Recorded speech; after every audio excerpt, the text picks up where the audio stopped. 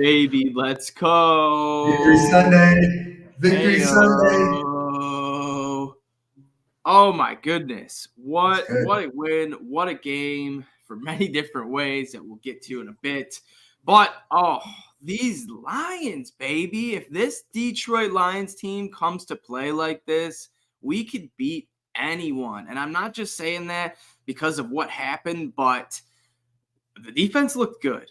Goff bounced back, 5-touchdown performance. We're playing in 3 straight domes. Yes, 2 of them are on the road in Minnesota and Dallas. But my goodness, this team looked so rejuvenated, so just different, so good.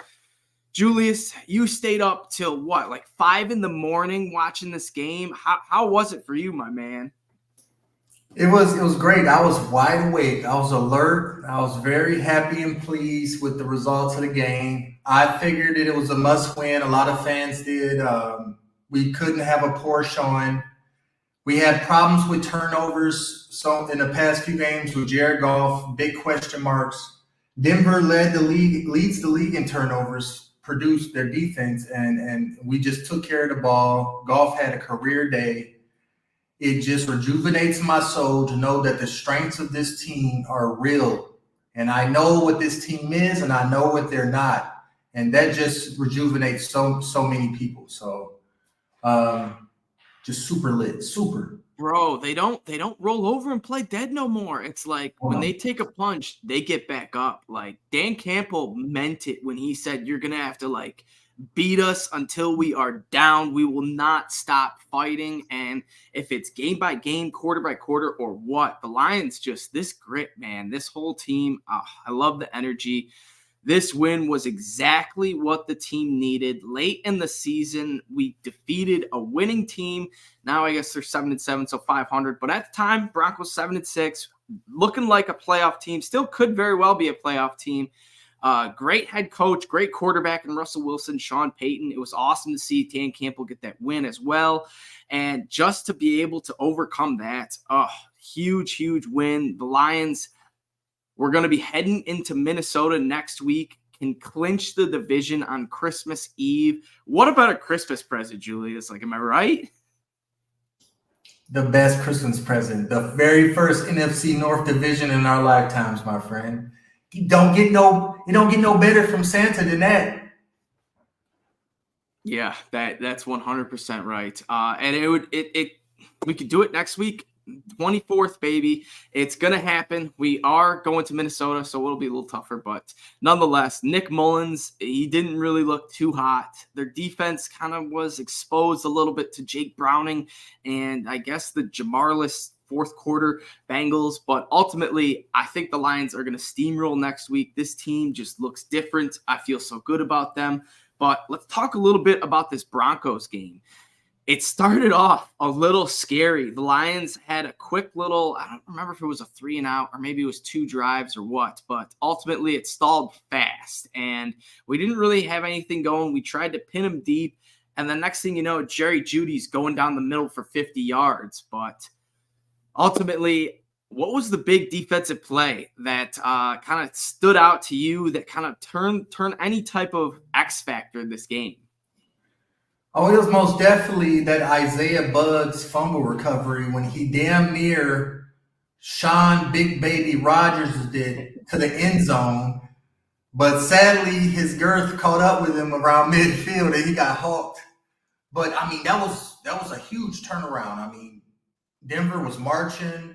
They had already done a couple long passes. We had saw the same thing with the Bears and against the Packers early on in the game when they hit us for these long passes early on to test our secondary and hit them, and it gives them momentum and their offense don't stop cruising. It's the same thing Denver tried to do. However, that big time fumble, I believe it was who punched out the fumble? Was it Josh Iffy, Pascal? baby. It was a safety blitz. Iffy Malafanu. He had a huge game. We're going to talk about him more, but that was, I mean, pretty much early on, that was the turning factor and gave our defense the momentum for the rest of the game. And it was kind of ironic, too, because I just tweeted. I was like, great job. I forgot to tweet it, but it was something sarcastic about the defense. It was like, great start, defense. And then, boom, sack, fumble. Bugs is rumbling, stumbling. Yeah, Julius, I'm pretty sure every Lions fan had that Shawn Rodgers flashback. Would have been just so perfect if he could have just somehow scored the touchdown there.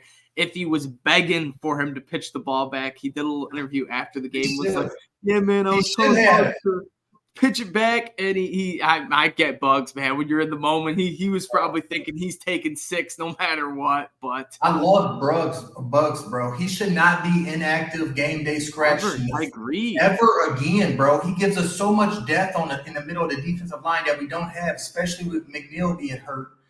Like, we need Isaiah Bugs, bro. We need Isaiah Bugs. He makes plays. Like, he might, I don't know if the scheme doesn't fit him, but he makes plays. It seems every time he's in, he has a sack, does something big, just is doing something well. So while we're talking defense and Iffy, let's touch on him.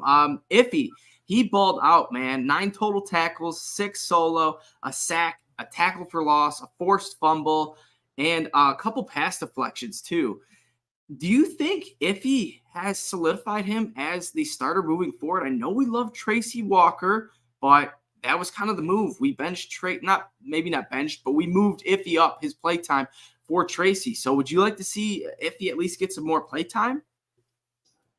Bro, Iffy has shown flashes all season. And in this secondary, I don't want to hear nothing about Tracy Walker, Will Harris, blah, blah, blah. Does he deserve it? This secondary is a weakness of this team until further notice, until teams stop testing our secondary and succeeding so with these big plays. And he's shown flashes earlier in the season. This is not the first time we saw Melifonwu turn up when given the opportunity. He just needs to be continually given the opportunity. Yes, he has implanted Tracy Walker. You could see the talent difference on tape. Melifonwu, he's way more instinctive in the run game and in pass defense. He had a huge punch out on Jerry Jeudy, Jordan Humphrey late in the game. He had the pressure. And shout out to Aaron Glenn for calling a great game. Those blitzers were perfectly timed. And when he calls a game like that, it really highlights the defensive strengths, if we have any. Melifonwu being one of them. He needs to continue to be a starting safety on his team, not a reserve, starting. I agree, man. He has been balling out, and you're 100% right about Glenn. I think he's kind of figuring out what he's got to play with. He realizes his hand might not have been dealt the perfect way, and you just got to take what you could get. Now we're hopefully getting CJ Gardner-Johnson back, CD Deuce, I guess, next week. But ultimately, with these guys that he had, he was running safety blitzes, corner blitzes, doing all sorts of creative stuff. And it's not like this was, against a bad team. This was a team that just won 6 of 7, beat the Chiefs and Bills, a couple of, hot teams, and ultimately was gelling together. And the Lions just shut them down. Like they scored 17, but ultimately their last touchdown was pretty much garbage time.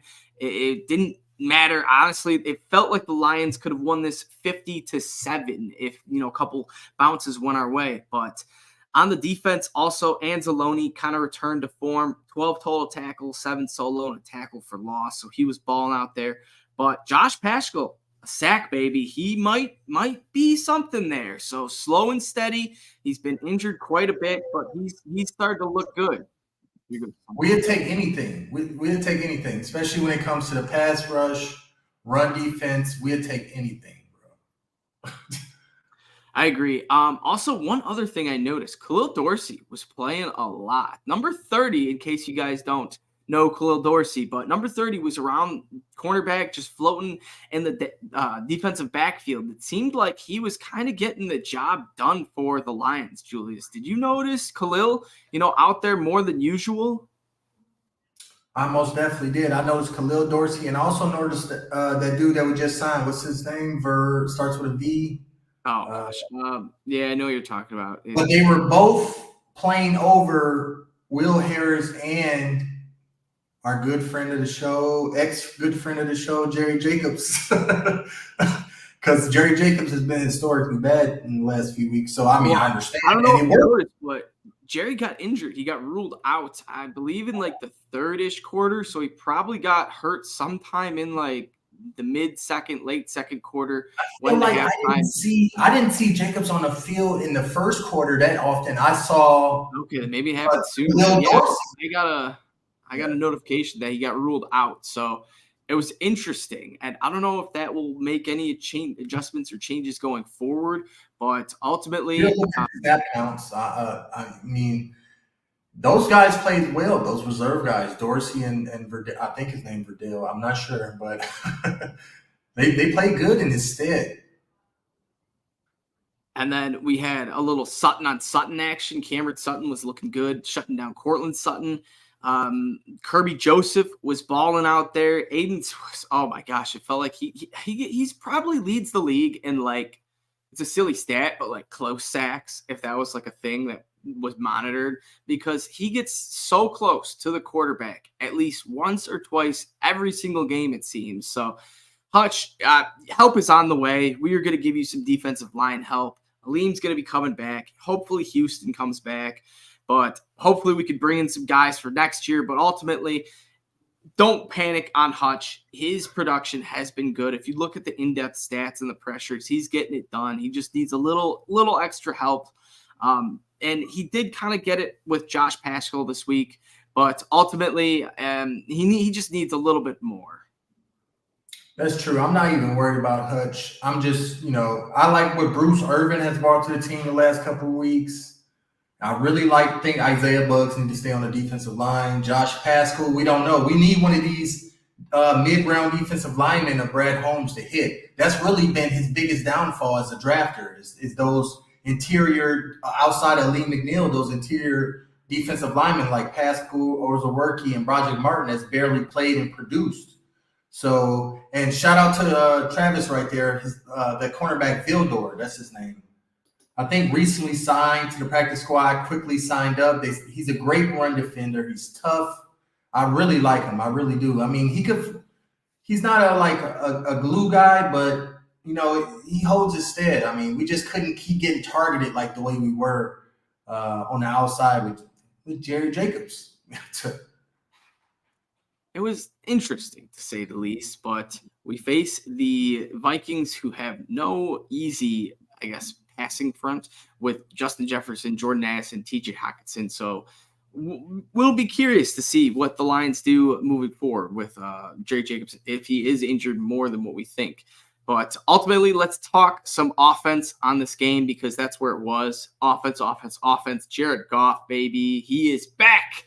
5 touchdowns, 278 yards, 24 for 34. Played a phenomenal game. Goff, I don't know, man. I think it's just like the outdoor thing. I really do.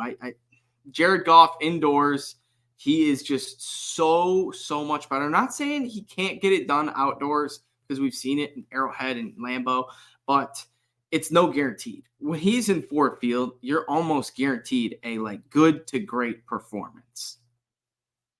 Bro, that's so true. He's at home. Jared Goff is one of the best quarterbacks in the league. He might be top 5 within the system with Ben Johnson. It's just so efficient. He's just so cool. He has no problems with the weather. On the road, he gets all razzle dazzled. I mean, it's still possible if the offensive line breaks down that he has a bad game at home. But with the healthy offensive line like we had yesterday, he was on his feet. He was confident. It's just he's the perfect quarterback for what Ben Johnson want to do, and it really showed yesterday with his career day. Yeah, it looked great. Goff, and every Lions fan can just tell he just looks so much more comfortable and just poised. And honestly, it might not be Ford Field. It might just be when he's playing home or in a dome or just somewhere with a controlled temperature. So he has been going off. But all right, let's talk about it.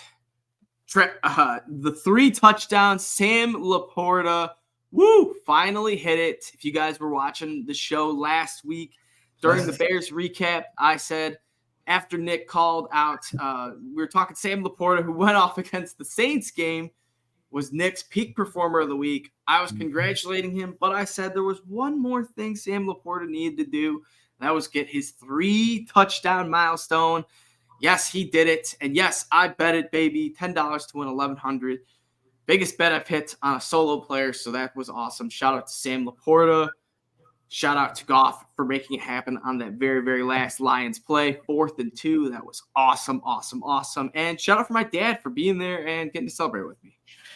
Bro, that is lit, dog. I mean, it was gonna happen. We foresaw it. I mean, we saw it coming. It was building. I mean, if you would have put 100 on it, you'd be rich right now. But it's okay. It's such a glorious hit of a bet. I mean, with any player to hit 3 TDs, like any non-quarterback at least. But yeah, man, it was. It was the rare time where you get the gambler's FOMO, where I forget what it was, like week 5 or 6 or something against the Panthers. I bet it. He had 2 touchdowns, and I was like, oh my gosh. He got so close. I have to bet this every single week. And sure enough, it paid off, baby. And then also shout out to my boy Jack Reichman for trading me Sam Laporta on fantasy football, giving me a shot to win one of my most important fantasy leagues. So that is, oh yeah, there he is, my boy. Laporta kid is a stud. Yes, he is. in the league. Yes, dude, he's setting all sorts of rookie tight end records. It seems like there's a new rookie tight end record he sets every day. He's coming for your record, Ditka. 12 touchdowns ain't nothing. He needs 1 more each of his next 3 games. And speaking of 1 more, the Detroit Lions, we need 1 more to clinch the division. So all we need is 1. 1 is that special number as of right now.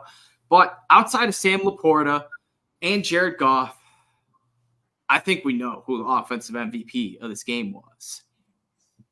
Jahmyr Gibbs, am I right, Julius? I was thinking of Amon-Ra St. Brown. See, honestly, that's why it's so crazy. It's so crazy. Amon-Ra, yeah.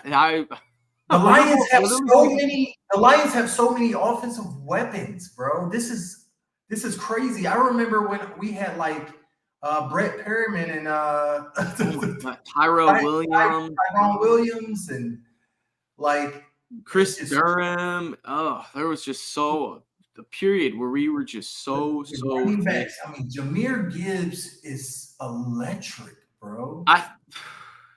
He is electric. David Montgomery. I mean, he's really 1B. They're such a good combo. They are amazing combo. Peanut butter and jelly. It's going to be lethal. When the offensive line is healthy, that's when our skill players shine. You know what I'm saying? And that really came out yesterday at home. And it's exciting, bro. It really, really is.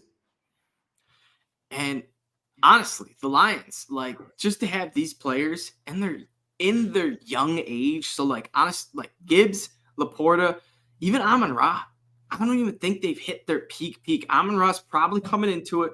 But Laporta and Gibbs, no. They got more in the tank, which is crazy to say. But, man, oh, man, like, when you're this young, figuring out the NFL this fast, that next year is going to be a fun one. Knock on wood, I will say. But Laporta and Gibbs, the best rookie tight end running back combo. Ha to all you Brad Holmes haters and people that were saying we shouldn't have taken him at 12. Oh, we shouldn't have taken Laporta. We didn't need a tight end. This is T.J. Hockenson all over again. Blah blah blah. Eric Ebron all over again. Blah blah blah. No. 5 touchdowns, baby. 5 between the 2 of them. Oh my goodness, they absolutely put on a clinic. 164 total yards, and honestly, Amon-Ra, another guy who put on an MVP type of offensive performance. All these players just showed up, and it's honestly what the Lions can do if we play like that against any team. Cowboys, 49ers, Chiefs, Ravens, whoever. Indoors. Could be at Dallas, which I do believe. I think we've changed the narrative of this Dallas game. I don't think we're going to lay down and play dead. I think the Lions are going to fight their asses off. We might be a tough one, but I definitely think we can beat the Cowboys now. So I know I'm getting ahead of myself, but ultimately this offense was finally clicking. Amon-Ra, he looked so good after kind of having a slow, slump the last 3-4 games. He went 7 for 112 and had an awesome touchdown where he went flipping into the end zone. And Julius, I know what happened to you. You must have been sleeping or something. But me and Nick, we had a little bet that cash. We had Sam Laporta's over yards and Amon-Ra to score a touchdown. But if you were to play, what would you do? Do you know what you would have played? I might have done I don't know if I would have been enticed by JMO, but maybe I would have done a defensive one, like under 20 points for Denver. Okay. Then we would hit. Yeah, interesting. I like it. Well, speaking of JMO too, honestly, another player, dude, who stepped up. And I tweeted this out. I think we did see Gibbs, Laporta, and JMO all take another next step, which is incredible. And JMO now, we finally made him look like the 12th pick of the draft, and we gave him usage. He showed that he can go up and get high balls. He showed that he can absolutely juke dudes out for a first down. That was so sweet, and I am so thankful for that because that was one of Sam Laporta's touchdown drives. If he doesn't get that first down, the Lions likely kick a field goal. Maybe they go for it, maybe not. But anyways, JMO does a little – I don't even know how the defender doesn't get him out of bounds because he's on the left side of the sideline, and he just does a little pop and just gets past him for the first down. You're like, what just happened? But that just shows his quick feet, his speed. And that, I'm excited, man. Me too, man. And JMO's getting more confident. You can see it in his route running. You know, he's going to get open. He's going to be an X factor in the playoffs. That's what he's going to be. He's going to be a player that the other teams forget about because we got all these elite options in Gibbs and Amon-Ra St. Brown and Sam Laporta that even Josh Reynolds and Khalif Raymond get loose because they get forgotten. You know, that's what happens when you have an offensive engine running like this with Ben Johnson's scheme. I'm sure the PFF grades are going to come out today. I don't know if they're already out, but the offense just dominated this game. They really did, and it's going to get lethal, and JMO is going to get loose. It's going to depend on Jared Goff. Yeah, 4 for 47. I think this was like I think this was his most receptions in any game, which doesn't say much, but 4, another stepping stone. Love to see it. He did have that great catch. JMO, he's finally starting to become like a good piece for us. And if we could, unlock him week 17, 18, right before playoffs where teams are like, well, we kind of thought he was just a deep threat. I guess he's more than that. We'll have to keep eyes on him. And the next thing you know, you're having to watch deep threats from JMO, Amon-Ra over the middle, Laporta, Gibbs, Montgomery. There were just so many weapons that the Lions have.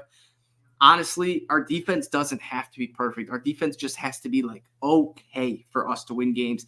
And I think that's what happened. Our defense was, honestly a little better than okay last night. It was pretty good. But if we let up, 24, 31 points, 35 points, we still win this game. So when we're playing at home, this Lions offense is a whole new beast. It gives us a whole different type of cushion to play with. Now, hopefully we can go get the job done, win 2 of these next 3 games, at least 1, or hopefully all 3. But this Lions offense. Did JMO, did we get an injury update on him? I don't know. I saw that he did kind of, walk off. He looked okay, but I haven't seen any injury status on him, but I will keep that in mind. If anybody knows that's watching about the JMO injury updates, they're getting something, just throw it in the comments. I'm very invested in JMO's being an X factor, on this playoff run we're about to go on. And then also let's flip it right back to the defense real quick. And it seems like our run defense looked pretty good. We shut down Javonte and company. Even though Aleem was out, the big boys stepped up. If it was, Josh Paschal or Bugs or whoever, but ultimately the Broncos couldn't get anything going on the ground. They really couldn't, and I was very happy to see that. Our defense also has almost like a home away, advantage, to it. It seems to get that extra bit of juice at home. Even last game before they were at home against the Bears, remember when they kind of came on and shut Fields down for most of the game? They kind of got that juice in the crowd. Aiden Hutchinson with the game-sealing strip sack, safety. I mean, it's just like they are more hype at home. This is why I wrote on Twitter that it is imperative that we have a home playoff game, as many as possible. If we can somehow magically get the number 2 seed in the first round bye, or only the first seed gets the first round Yeah, bye. only Correct? top seed gets one. Yeah. So I think the first seed is a long shot unless the 49ers decimate itself. Which never knows, the NFL.